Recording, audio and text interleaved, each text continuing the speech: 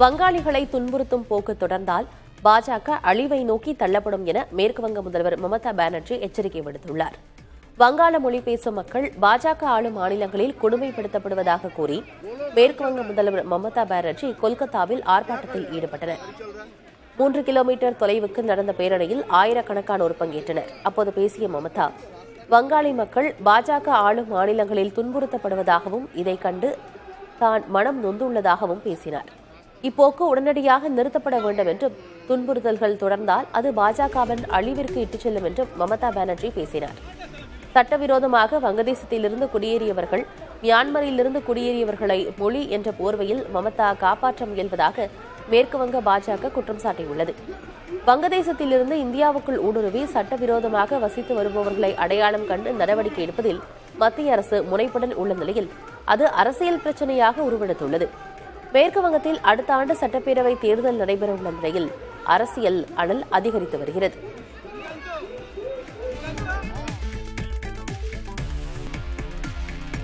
மணிப்பூர் மாநிலத்தில் உள்ளூரிலேயே இடம்பெயர்ந்த 100க்கும் அதிகமான மக்களை தங்களது வீடுகளுக்கு திரும்ப விடாமல் பாதுகாப்பு படையினர் தடுத்ததாக குற்றச்சாட்டு எழுந்துள்ளது. தொலாய்தபி கிராமத்திலிருந்து சுமார் 2.5 கிலோமீட்டர் தூரத்தில் உள்ள புகாவோ டெஸ்பூர் பகுதியில் அவர்கள் அனைவரையும் அதிகாரிகள் தடுத்து நிறுத்தியதாக கூறப்படுகிறது. இப்பகுதி பதட்டம் நிறைந்த மண்டலத்தினுள் வருவதால் முன்னெச்சரிக்கை நடவடிக்கையாக மக்கள் யாரும் அனுமதிக்கப்படவில்லை என பாதுகாப்புத்துறை அதிகாரிகள் தெரிவித்தனர்.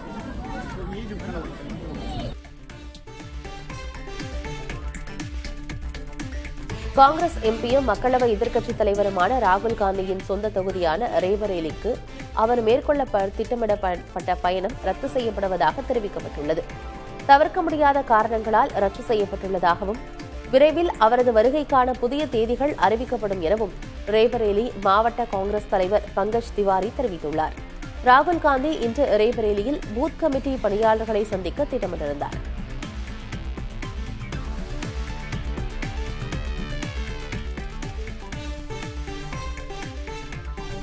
டெல்லியில் முந்தைய ஆம் ஆத்மி ஆட்சியின் போது அறிமுகப்படுத்தப்பட்ட ஜேபீம் பயிற்சி திட்டத்தில் ஊழல்கள் நடந்ததாக புகார்கள் எழுந்த நிலையில் அது குறித்து விசாரணை நடத்த துணைநிலை ஆளுநர் உத்தரவிட்டுள்ளார்.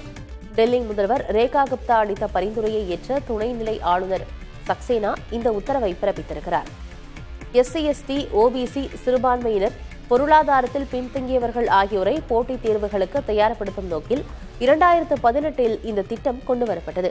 எனினும் பாஜக ஆட்சி அமைந்ததும் கடந்த பிப்ரவரி மாதம் அந்த திட்டம் நிறுத்தி வைக்கப்பட்டது.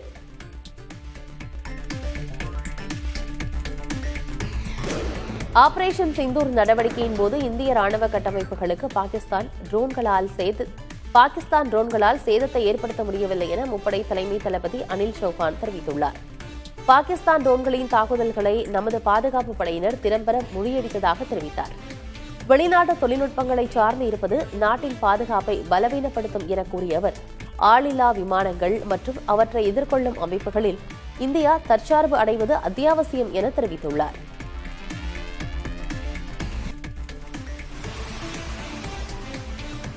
கேரளாவில் கனமழை பெய்து வரும் நிலையில் கண்ணூர், காசர்கோடு ஆகிய 2 மாவட்டங்களுக்கும் ரெட் அலர்ட் விடுக்கப்பட்டுள்ளது.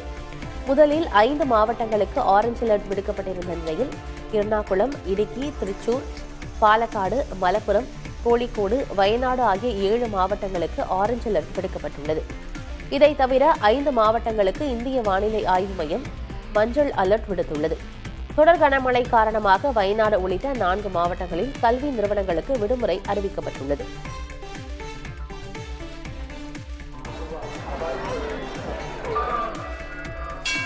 மலையாள கருக்கிடகம் மற்றும் தமிழின் ஆடி மாத பூஜைக்காக சபரிமலை ஐயப்பன் கோயில் நடை திறக்கப்பட்டது. மேல்சாந்தி அருண்குமார் நம்பூதிரி கோயில் நடையை திறந்து வைத்து கற்பூர ஆழியில் தீபம் ஏற்றினார். தொடர்ந்து திரளான பக்தர்கள் சாமி தரிசனத்தை தொடங்கினர். வரும் 21ஆம் தேதி வரை ஐயப்பன் கோயிலில் நிர்மல்ய பூஜை, கணபதி ஹோமம், நெய் அபிஷேகம் உள்ளிட்டவை நடைபெற உள்ளன. தினமும் காலை 5 மணிக்கு நடை திறக்கப்பட்டு பக்தர்கள் தரிசனத்திற்கு அனுமதிக்கப்பட உள்ளனர். இதற்காக பக்தர்களுக்கான ஆன்லைன் முன்பதிவு நடைபெற்று வருகிறது. இந்தியாவைச் சேர்ந்த விண்வெளி வீரர் சுபான்ஷு சுக்லா சர்வதேச விண்வெளி நிலையத்திலிருந்து வெற்றிகரமாக பூமிக்கு திரும்பியதை வரவேற்று மத்திய அமைச்சர் தீர்மானம் நிறைவேற்றியுள்ளது. இதனை மத்திய அமைச்சர் அஸ்வினி வைஷ்ணவ் அறிவித்திருக்கிறார். சுபான்ஷு சுக்லாவால் ஒட்டுமொத்த தேசத்துக்கும் பெருமை, புகழ், மகிழ்ச்சியான தருணம் என்றும் அஸ்வினி வைஷ்ணவ் தெரிவித்தார். அசோகா பல்கலைக்கழக பேராசிரியர் அலிகான் மஹ்மூதாபாத்தின் புனை நிபந்தனைகளை உச்சநீதிமன்றம் தளர்த்தியுள்ளது. தனது வழக்கை பற்றி கருத்து தெரிவிக்காமல் அவர் தொடர்ந்து ஆன்லைனில் பதிவுகளை வெளியிடலாம் என உச்சநீதிமன்றம் தெளிவுபடுத்தியுள்ளது. ஹரியானா காவல்துறை சிறப்பு புலனாய்வு குழு முன்பு ஆஜராவதிலிருந்து அவருக்கு விலக்களிக்கப்பட்டுள்ளது. 4 வாரங்களுக்குள் விசாரணை முடிக்க சிறப்பு விசாரணை குழுவுக்கு உத்தரவிடப்பட்டுள்ளது. ஆபரேஷன் சிந்தூர் தொடர்பான சமூக ஊடக பதிவுகளுக்கு மஹ்மூதாபாத் மீது வழக்கு பதிவு செய்யப்பட்டது குறிப்பிடத்தக்கது. கர்நாடகாவின் தேவநஹள்ளியில் விவசாயிகளின் போராட்டத்தால் விண்வெளி பூங்கா திட்டத்திற்கான நிலம் கையகப்படுத்தல் ரத்து செய்யப்பட்டது. இதையடுத்து ஆந்திர அமைச்சர் நாரா லோகேஷ் விண்வெளி பூங்காவை தங்கள் மாநிலத்தில் அமைக்க தயாராக இருப்பதாகவும் இதற்காக ஆனந்தபூரில் 8000 ஏக்கர் நிலம் வழங்குவதாகவும் அறிவித்தார். இதற்கு பதிலளித்த கர்நாடக அமைச்சர் பாட்டில் தங்கள் மாநிலத்தில் விண்வெளி பூங்கா திட்டம் ரத்து செய்யப்படவில்லை என்றும் வேறு இடத்தில் இந்த திட்டம் நிறைவேற்றப்படும் என்றும் தெரிவித்தார். இதனால் விண்வெளி பூங்கா எந்த மாநிலத்தில் அமைக்கப்படும் என்ற எதிர்பார்ப்பு எழுந்துள்ளது. உத்தராகண்ட் மாநிலத்தில் உள்ளாட்சி தேர்தல் நடைபெற இருப்பதால் இந்தியா மற்றும் நேபாளம் இடையிலான எல்லையானது தற்காலிகமாக மூடப்படுவதாக தெரிவிக்கப்பட்டுள்ளது.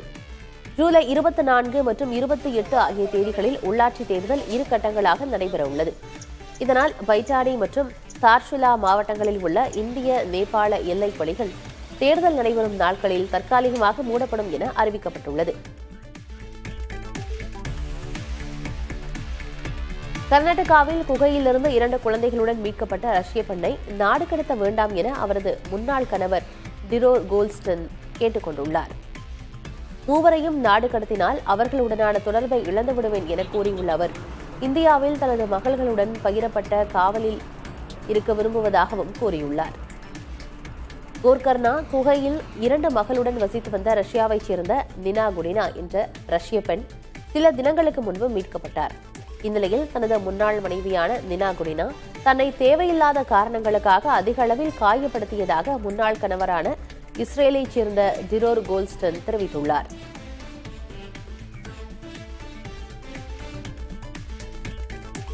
பஞ்சாப் மாநிலத்தில் உள்ள சீக்கியர்களின் புனித தலமான தங்க கோயிலுக்கு 3வது முறையாக மீண்டும் வெடிகுண்டு மிரட்டல் விடுக்கப்பட்டுள்ளது. இது பெரும் பரபரப்பை ஏற்படுத்தியிருக்கிறது.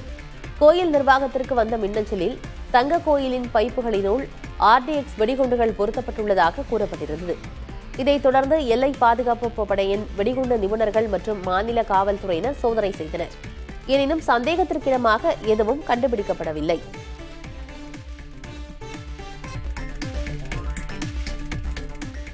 கர்நாடக மாநிலத்தில் கரடி தாக்கியதில் வனக்காவலர் படுகாயமடைந்தார். நாகர்ஹோலே புலிகள் காப்பகத்தில் பணியாற்றி வரும் தற்காலிக வனக்காவலரான மாதா என்பவர் புலி தாக்கியதில் முகம் சிதைந்த நிலையில் மீட்கப்பட்டார். படுகாயமடைந்த அவர் மைசூரில் உள்ள தனியார் மருத்துவமனையில் சேர்க்கப்பட்டுள்ளார். இந்நிலையில் ஒரு கண் முழுவதுமாக பாதிக்கப்பட்டுள்ள அவர் அபாய கட்டத்தை தாண்டியுள்ளதாக மருத்துவர்கள் தெரிவித்தனர்.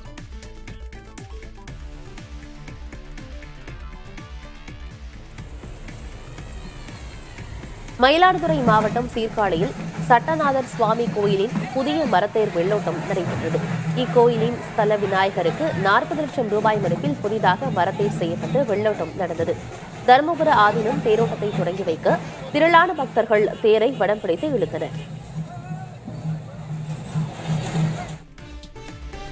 ராமநாதபுரம் மாவட்டம் ராமேஸ்வரம் அருகே புனித சந்தியாகப்பர் ஆலய 483ஆம் ஆண்டு திருவிழா கொடியேற்றத்துடன் துவங்கியது.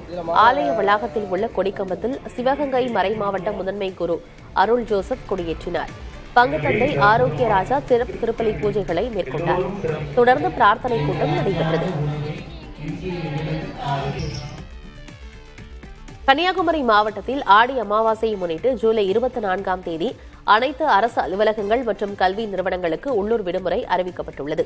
தலைமை கருவூலம் மற்றும் கிளை கருவூலங்கள் அத்தியாவசிய பணிகளுக்காக செயல்படும் என மாவட்ட ஆட்சியர் அழகுமீனா தெரிவித்துள்ளார். விடுமுறைக்கு ஈடாக ஆகஸ்ட் 9ஆம் தேதியன்று பணி நாளாக செயல்படும் என அறிவிக்கப்பட்டுள்ளது.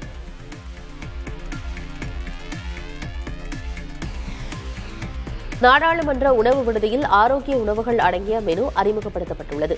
சிறுதானிய உணவுகள், நார்ச்சத்து நிறைந்த சாலட்கள், புரதம் நிறைந்த சூப்கள் ஆகியவை இந்த மெனுவில் இடம்பெற்றுள்ளன.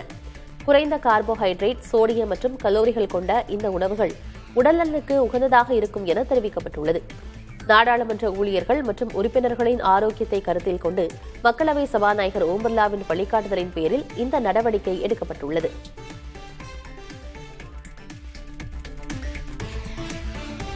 சர்வதேச விண்வெளி நிலையத்தில் 18 நாட்கள் ஆய்வு பயணத்தை முடித்து திரும்பிய இந்திய விண்வெளி வீரர் சுபான்ஷு சுக்லா தனது குடும்பத்தினருடன் மீண்டும் இணைந்துள்ளார்.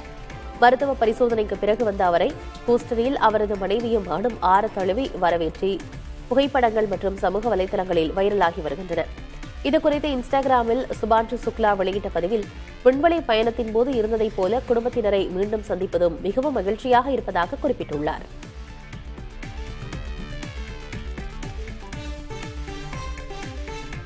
மாநிலங்களவை உறுப்பினராக விரைவில் பதவியேற்க உள்ள மக்கள் நீதி மய்ய தலைவர் கமல்ஹாசன் நடிகர் ரஜினிகாந்தை சந்தித்து வாழ்த்து பெற்றார். திமுக கூட்டணியில் அங்கம் வகிக்கும் கமல்ஹாசன் வரும் 25ஆம் தேதி மாநிலங்களவை உறுப்பினராக பதவியேற்க உள்ளார். இந்நிலையில் தனது நீண்டகால நண்பரும் நடிகருமான ரஜினிகாந்தை சென்னை போயஸ் கார்டனில் உள்ள இல்லத்தில் நேரில் சந்தித்தார். இதுகுறித்து தனது எக்ஸ் தள பக்கத்தில் பதிவிட்டுள்ள கமல்ஹாசன், புதிய பயணத்தை நண்பர் ரஜினிகாந்துடன் மகிழ்ந்தேன் என்று குறிப்பிட்டுள்ளார். காப்பீட்டு நிறுவனங்களின் விதிமீறல்கள் குறித்த புகார்களை விசாரிக்க முழுநேர உறுப்பினர்களுடன் குழுக்களை அமைக்கும் முடிவு எடுக்கப்பட்டுள்ளதாக IRDAI அறிவித்துள்ளது. இதற்கான தீர்மானம் 132வது நிர்வாக கூட்டத்தில் நிறைவேற்றப்பட்டுள்ளது. தரவுகளை கசிய விடுவதாகவும் காப்பீட்டு திட்டங்களை தவறான விற்பனை செய்வதாகவும் நிறுவனங்கள் மீது புகார்கள் எழுந்தன. எனவே இவற்றை கண்காணித்து நடவடிக்கை எடுக்க முடிவு செய்துள்ளதாக காப்பீட்டு ஒழுங்குமுறை ஆணையமான IRDAI கூறியுள்ளது. திண்டுக்கல் அருகே சட்டவிரோதமாக மது விற்பனை செய்த கடைக்குள் புகுந்து மது பாட்டில்களை எடுத்து வந்த பெண்கள் சாலையில் ஊற்றி போராட்டத்தில் ஈடுபட்டனர். குறும்பப்பட்டியில் அரசு மருத்துவமனை அருகே செயல்படும் டாஸ்மாக் கடையை அகற்றக்கோரி தமிழர் தேசம் என்ற கட்சி சார்பில் போராட்டம் நடைபெற்றது.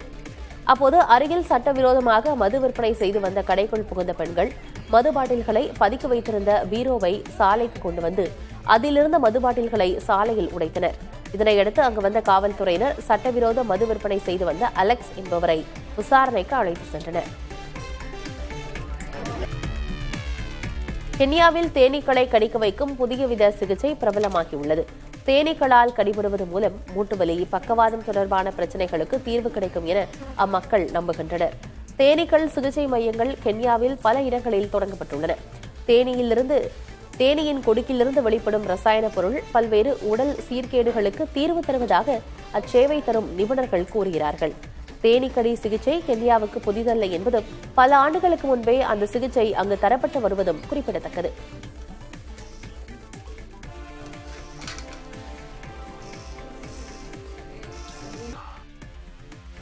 நடிகர் கவின் நடிக்கவுள்ள புதிய படத்தின் பணி பூஜையுடன் தொடங்கியது. சரவணன் மீனாட்சி, பிக்பாஸ் மூலம் பிரபலமான நடிகர் கவின் டாடா, ஸ்டார் போன்ற வெற்றி படங்கள் மூலம் வெள்ளித்திரையில் கவனம் பெற்றார். இந்நிலையில் இயக்குநர் கென்ராய்சன் இயக்கத்தில் கவின் நடிக்கும் 9வது படத்தின் பூஜை இன்று நடைபெற்றது. இதில் கவினுக்கு ஜோடியாக நடிகை பிரியங்கா மோகன் நடிக்கிறார். இந்த புகைப்படங்களை தனது எக்ஸ் தள பக்கத்தில் பகிர்ந்துள்ள கவின், புதிய பயணம் அதே நம்பிக்கையுடன் என பதிவிட்டுள்ளார். சர்வதேச கிரிக்கெட் கவுன்சில் வெளியிட்டுள்ள டெஸ்ட் பேட்ஸ்மேன்கள் தரவரிசையில் ஜோ ரூட் முதலிடம் பிடித்துள்ளார். இந்திய அணிக்கு எதிரான 3வது டெஸ்டில் சிறப்பாக விளையாடியதன் மூலம் 888 புள்ளிகளோடு முதலிடத்தை பிடித்துள்ளார் ரூட். நியூசிலாந்தின் கேன் வில்லியம்சன் 2ஆம் இடத்திலும் இங்கிலாந்தின் ஹாரி ப்ரூக் 3ஆம் இடத்திலும் உள்ளனர். இந்திய வீரர்களை பொறுத்தளவில் ஜெய்ஷ்வால் 5ஆம் இடத்திலும், பந்த் 8ஆம் இடத்திலும், கில் 9ஆம் இடத்திலும் உள்ளனர். தெலுங்கானா, ஆந்திர பிரதேசம் ஆகிய இரு மாநிலங்களும் தங்கள் நீண்டகால நீர் பிரச்சினைகளுக்கு தீர்வு காண ஒரு கூட்டுக்குழுவை அமைக்க முடிவு செய்துள்ளன.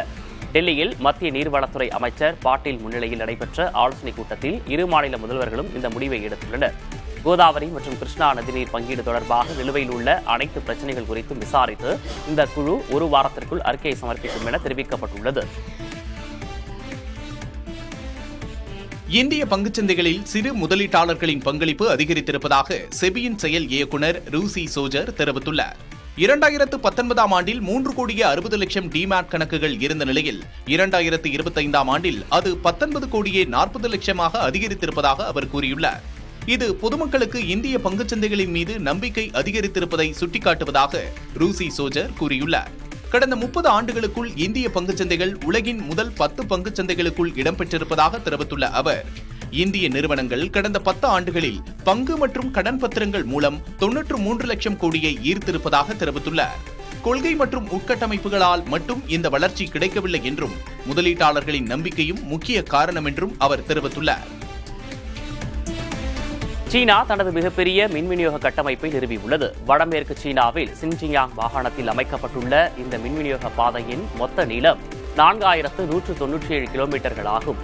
9 துணை மின் நிலையங்கள், 10,000 இரும்பு கோபுரங்கள் என பிரம்மாண்டமானதாக இப்பாதை உள்ளது.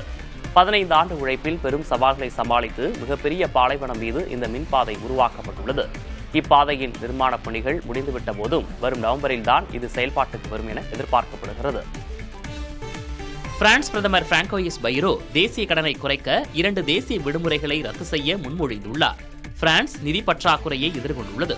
இதை சமாளிக்க வெவ்வேறு தளங்களில் செலவு குறைப்பு நடவடிக்கையை திட்டமிட்டு வருகிறது. $50 பில்லியன் மதிப்பில் செலவினங்களை குறைக்க செல்வந்தர்கள் மீதான புதிய வரி விதிப்பு, நலத்திட்டங்களை நிறுத்துதல் உள்ளிட்ட நடவடிக்கைகளை மேற்கொள்ள திட்டமிட்டு வருகிறது. இந்நிலையில் செலவு குறைப்பின் ஒரு பகுதியாக 2 தேசிய விடுமுறைகளை ரத்து செய்ய பிராங்கோயிஸ் முன்மொழிந்துள்ளார். இதனிடையே விரைவில் பிரதமர் பிராங்கோயிஸ் நம்பிக்கையில்லா வாக்கெடுப்பை எதிர்கொள்ள வாய்ப்புள்ளதாக கூறப்படுகிறது. பல நாடுகளில் கன்னிவெடிகள் பெரும் அச்சுறுத்தலாக உள்ளன. இந்நிலையில் மண்ணுக்குள் புதைத்து வைக்கப்பட்டுள்ள கன்னிவெடிகளை துல்லியமாக கண்டறிய மின்னணு சாதனம் ஒன்றை ஆஸ்திரேலிய விஞ்ஞானிகள் உருவாக்கியுள்ளனர். இந்த மின்னணு சாதனம் வெளியிடும் ரேடியோ அறைகள் மண்ணுக்குள் ஊடுருவி சென்று கன்னிவெடிகள் இருப்பதை உணர்த்துகின்றன. ஏற்கனவே மெட்டல் டிடெக்டர், ரேடார்கள் இருந்தாலும் இந்த புதிய சாதனம் கன்னிவெடியின் வகையையும் அதன் திறனையும் கண்டறிந்து தெரிவிக்கும் திறன் கொண்டது. உலகெங்கும் மண்ணுக்கடியில் இப்போதும் 1,10,00,000 கன்னிவெடிகள் புதைத்து வைக்கப்பட்டுள்ளதாக நாட்டோ தெரிவித்துள்ளது. கடந்த 2023ஆம் ஆண்டில் மட்டும் கன்னிவெடியில் சிக்கி 5,700 பொதுமக்கள் இறந்துள்ளனர். இது தவிர மேலும் பல ஆயிரம் பேர் கால்களை இழந்து முடங்கி கிடக்கும் நிலை உள்ளது. கன்னிவெடிகளை அகற்ற ஐநாவும் பல சமூக நல அமைப்புகளும் பாடுபட்டு வருகின்றன. மறைந்த பிரிட்டன் இளவரசி டயானாவும் இதில் தீவிர ஆர்வம் காட்டினார். போர்கள், தாக்குதலின் போது மண்ணுக்கடியில் வைக்கப்படும் கன்னிவெடிகள் பின்னர் அகற்றப்படாமல் அப்படியே விடப்படுவது பிற்காலத்தில் பேராபத்தாக மாறுகிறது. சீன தலைநகர் பெய்ஜிங்கில் அதிநவீன தொழில்நுட்ப சாதன பொருட்கள் கண்காட்சி தொடங்கியது. 4 நாட்கள் நடைபெறும் கண்காட்சியில் நின்ற இடத்திலிருந்தே முழு வட்ட வடிவில் திரும்பும் கார், ஏர் டாக்ஸிகள், ரோபோ தொழிலாளர்கள் உள்ளிட்டவை பார்வையாளர்களை வெகுவாக கவர்ந்தன. நவீன கால தொழிற்சாலை தேவைகளுக்கும் அறிவியல் ஆராய்ச்சிகளுக்கும் பாலம் அமைக்கும் வகையில் இக்கண்காட்சி நடைபெறுகிறது. அமெரிக்க தொழில் நிறுவனங்களும் தங்கள் தயாரிப்புகளை இக்கண்காட்சியில் காட்சிப்படுத்தின. செயற்கை நுண்ணறிவு தொழில்நுட்பத்தை பயன்படுத்தி எதிர்காலத்தில் உள்ள வளர்ச்சி வாய்ப்புகளை கண்டறிவது குறித்த சர்வதேச கருத்தரங்கம் சுவிட்சர்லாந்தில் நடைபெற்றது. ஐநா அமைப்பின் தொலைத்தொடர்பு அமைப்பு நடத்திய கூட்டத்தில் ஏஐ தொழில்நுட்பத்தில் முழுமையான பயன்களை சாமானிய மக்களுக்கும் எப்படி கொண்டு செல்வது உள்ளிட்ட தலைப்புகளில் விவாதிக்கப்பட்டது. ஏஐ எதிர்காலத்தில் எப்படிப்பட்ட மாற்றங்களை ஏற்படுத்தும் என அங்கிருந்த மனித தோற்றம் கொண்ட ரோபோ ஒன்றிடம் வினவப்பட்டது. அதில் ஏஐ வருகையால் மக்களின் வாழ்க்கை தரம் உயரும் என்றும் உலகம் எதிர்கொள்ளும் பல சவால்களுக்கு தீர்வு கிடைக்கும் என்றும் அது பதிலளித்தது. அதே நேரம் ஏஐ தொழில்நுட்பத்தை பொறுப்புடனும் நெறிகளுக்கு உட்பட்டும் பயன்படுத்துவது அவசியம் என அந்த ரோபோ தெரிவித்துள்ளது.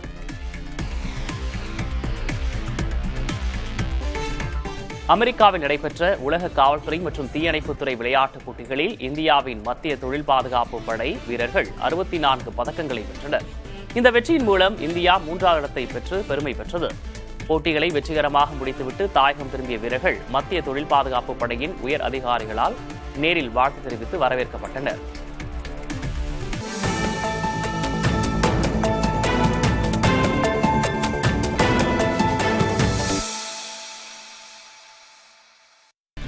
இந்தியாவில் ஆடம்பர பொருட்கள் சந்தை மிகப்பெரிய வளர்ச்சியை பெற்று வருகிறது. குறிப்பாக விலை மிகுந்த பைக்குகள் விற்பனை களை கட்டி வருகிறது. 150cc திறனுக்கு மேற்பட்ட பைக்குகள் 2019இல் 19 லட்சம் விற்பனையான நிலையில் 2024இல் அது 23 லட்சத்தை தொட்டுள்ளது. அதாவது 14% வளர்ச்சி கண்டுள்ளது. இந்த வளர்ச்சி வீதம் இன்னும் 5 ஆண்டுகளில் 22% தொடும் என்று கணிக்கப்பட்டுள்ளது.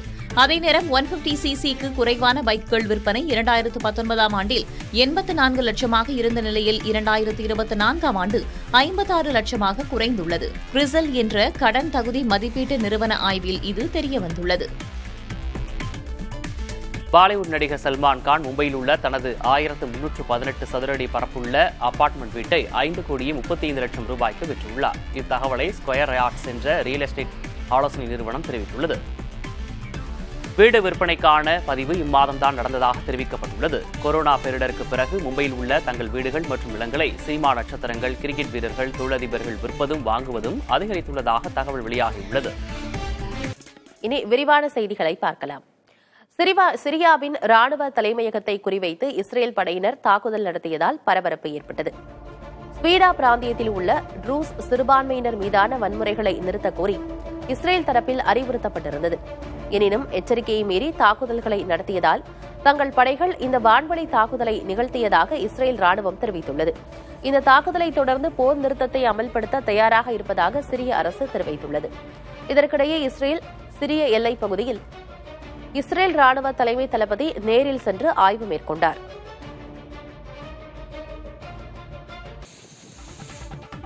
ஈரோடு மாவட்டத்தில் பெய்த கனமழை காரணமாக சாலைகளில் தண்ணீர் பெருக்கெடுத்து ஓடியது. கடந்த சில நாட்களாக வெயிலின் தாக்கம் அதிகரித்து காணப்பட்ட நிலையில் வெப்பத்தை தணிக்கும் வகையில் பல்வேறு இடங்களில் கனமழை பொழிந்தது.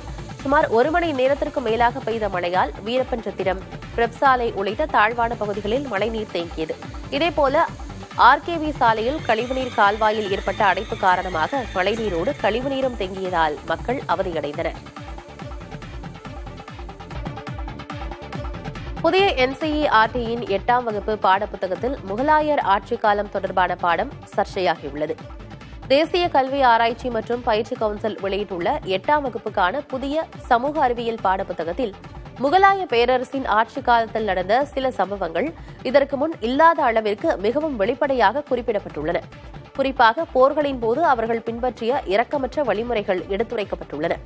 அதே சமயம் வரலாற்றில் சில இருண்ட காலகட்டங்கள் பற்றிய குறிப்பு என்ற தலைப்பில் வரலாற்று நிகழ்வுகளுக்கு, கொடூரங்களுக்கு இன்று யாரும் பொறுப்பல்ல என்ற எச்சரிக்கையும் இடம்பெற்றுள்ளது. இந்திய வரலாற்றை மாணவர்கள் விரிவாகவும் நடுநிலையாகவும் அணுகக்கூடிய சூழலை உருவாக்கவே இந்த பாட மாற்றம் கொண்டுவரப்பட்டுள்ளதாக தெரிவிக்கப்பட்டுள்ளது. யுக்ரைனின் டோப்ரோபில்லியா பகுதியை குறிவைத்து ரஷ்ய படைகள் வான்வழி தாக்குதல்களை நடத்தியுள்ளன. வணிக வளாகம் மற்றும் சந்தைகளை குறிவைத்து நடத்தப்பட்ட இந்த தாக்குதலில் 2 பேர் உயிரிழந்திருப்பதாகவும் 27 பேர் காயமடைந்திருப்பதாகவும் அதிபர் ஜெலன்ஸ்கி தெரிவித்திருக்கிறார். இதுகுறித்து வீடியோ செய்தி வெளியிட்ட அவர், ரஷ்யாவின் மிக கொடூரமான பயங்கரவாத தாக்குதல் இது என்றும் மக்களை கொல்ல வேண்டும் என்ற ஒரே நோக்கத்துடன் இந்த தாக்குதல்கள் நடத்தப்படுவதாகவும் குற்றம் சாட்டியுள்ளார்.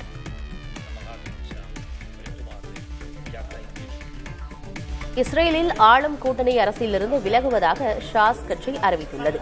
நாட்டின் 3வது மிகப்பெரிய கட்சியாக கருதப்படும் இக்கட்சியின் அறிவிப்பால் நாடாளுமன்றத்தில் பிரதமர் பெஞ்சமின் நெத்தன்யாகு தலைமையிலான அரசு பெரும்பான்மையை இழந்துள்ளது. கூட்டணியிலிருந்து விலகி இருந்தாலும் ஆட்சியை கவிழ்த்து புதியதாக தேர்தல் நடத்த வேண்டும் என்ற கோரிக்கையை வைக்கப் போவதில்லை என ஷாஸ் கட்சி தெரிவித்துள்ளது. இது பிரதமர் பெஞ்சமின் நெத்தன்யாகுவுக்கு சற்று நிம்மதியை கொடுத்துள்ளது.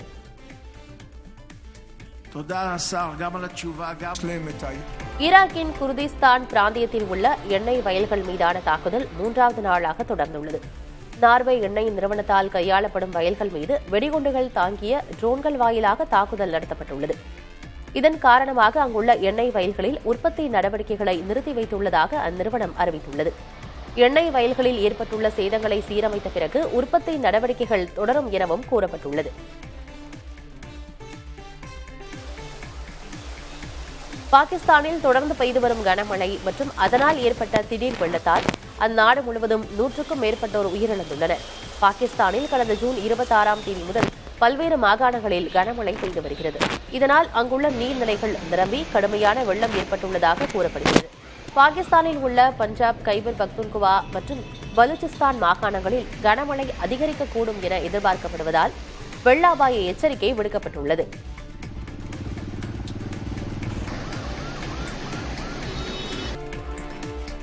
உத்தராகண்ட் மாநிலத்தில் உள்ளாட்சி தேர்தல் நடைபெற உள்ளதால் இந்தியா மற்றும் நேபாளம் இடையிலான எல்லையானது தற்காலிகமாக மூடப்படுவதாக தெரிவிக்கப்பட்டுள்ளது. ஜூலை 24 மற்றும் 28 ஆகிய தேதிகளில் உள்ளாட்சி தேர்தல் 2 கட்டங்களாக நடைபெற உள்ளது. இதனால் பைட்டாடி மற்றும் தார்ஷிலா மாவட்டங்களில் உள்ள இந்திய நேபாள எல்லை வழிகள் தேர்தல் நடைபெறும் நாட்களில் தற்காலிகமாக மூடப்படும் என அறிவிக்கப்பட்டுள்ளது. உலகம் முழுவதும் கடந்த 2024ஆம் ஆண்டும் 1.4 கோடிக்கும் அதிகமான குழந்தைகளுக்கு ஒரு தடுப்பூசி கூட செலுத்தப்படவில்லை என்று ஐநா சுகாதாரத்துறை அதிகாரிகள் தெரிவித்தனர். அதற்கு முந்தைய ஆண்டும் இதே எண்ணிக்கையிலான குழந்தைகளுக்கு தடுப்பூசி செலுத்தப்படாமல் இருந்ததும் தெரியவந்திருக்கிறது. 2020இல் கொரோனா பெருந்தொற்று பாதிப்பின் போது அமல்படுத்தப்பட்ட பொது முடக்கத்தின் போது குழந்தைகளுக்கு தடுப்பூசி செலுத்தப்படுவது தடைப்பட்டது.